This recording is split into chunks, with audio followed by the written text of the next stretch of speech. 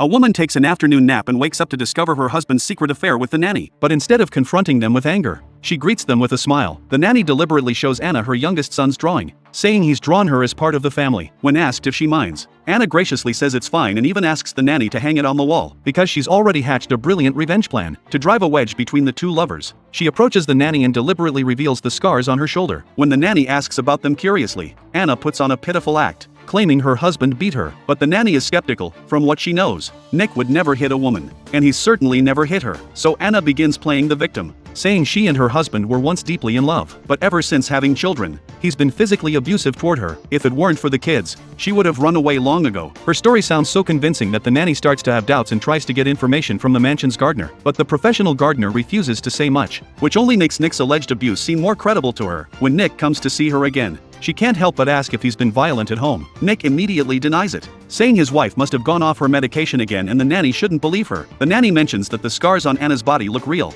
and Nick suggests she might have inflicted them on herself. After this explanation, the nanny chooses to believe him. Little do they know, their entire conversation has been recorded and Anna has heard every word. At this moment, she's filled with murderous intent. One day, Nick starts forcing the nanny to use a special liquid, which Anna secretly discovers late at night. After researching this liquid online, she immediately comes up with the perfect plan. The next day upon waking, she asks the nanny for help. She claims she wants to escape her abusive husband with the children and asks the nanny to keep it secret and assist her. But she doesn't demand an immediate answer, telling the nanny to think it over. This gives the nanny a chance to tip off her husband. When Nick learns of this, he panics because he still wants custody of the two children. He discusses with the nanny about sending his wife to a mental institution. He'll prepare the paperwork and they'll act tomorrow. Hearing that the two have fallen into her trap, Anna officially begins her plan. She first suggests to her husband that they renovate their seaside villa, asking him to go check it out at dawn. As soon as he leaves, she tells the nanny it's time to help her pack. She's taking the children and running away. The nanny plays along and helps her pack, then goes to the seaside to meet Nick privately. They even start celebrating prematurely. Nick can't resist using the liquid again,